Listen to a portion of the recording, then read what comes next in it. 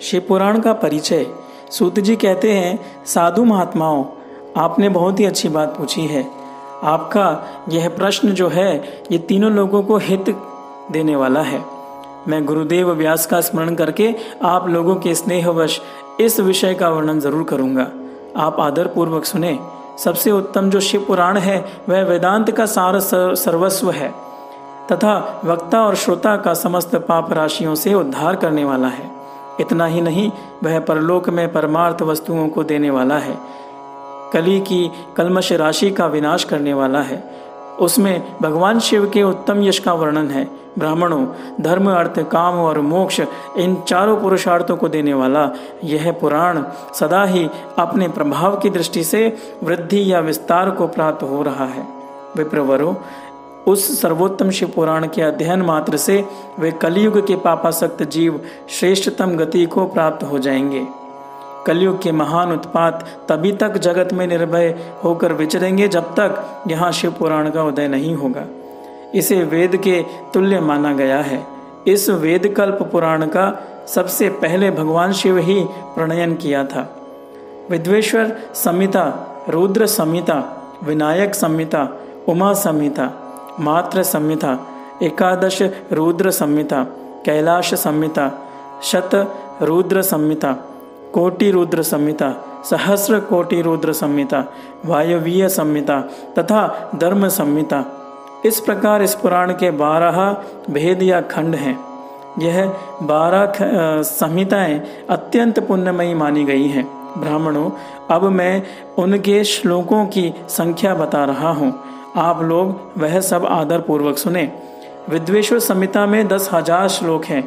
रुद्र संहिता, विनायक संहिता, उमा संहिता और मात्र संहिता, इनमें से प्रत्येक में 8-8 हजार श्लोक हैं।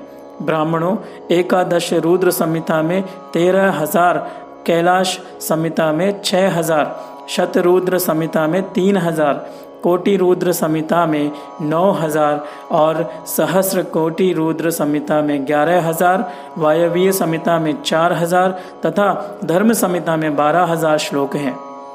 इस प्रकार मूल शिव पुराण की श्लोक संख्या 1 लाख है, परंतु व्यास जी ने उसे 24,000 श्लोकों में संक्षिप्त कर दिया है।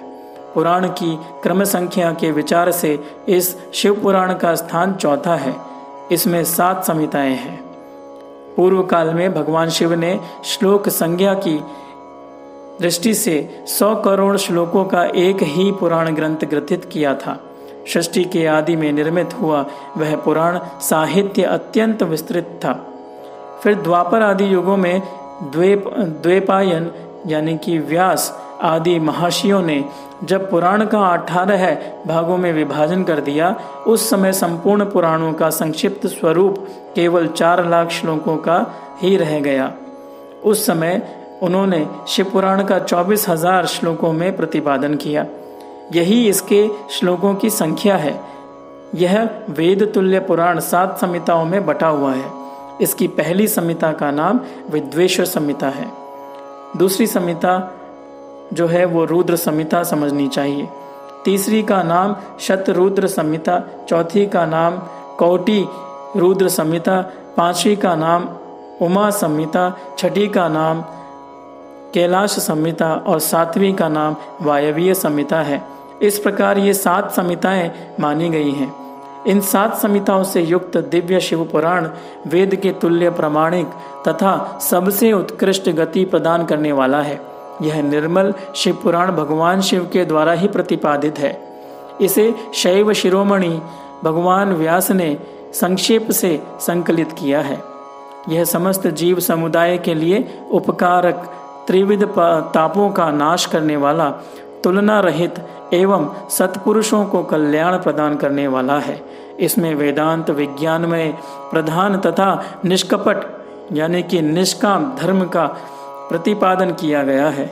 यह पुराण ईर्ष्या रहित अंतःकरण वाले विद्वानों के लिए जानने की वस्तु है।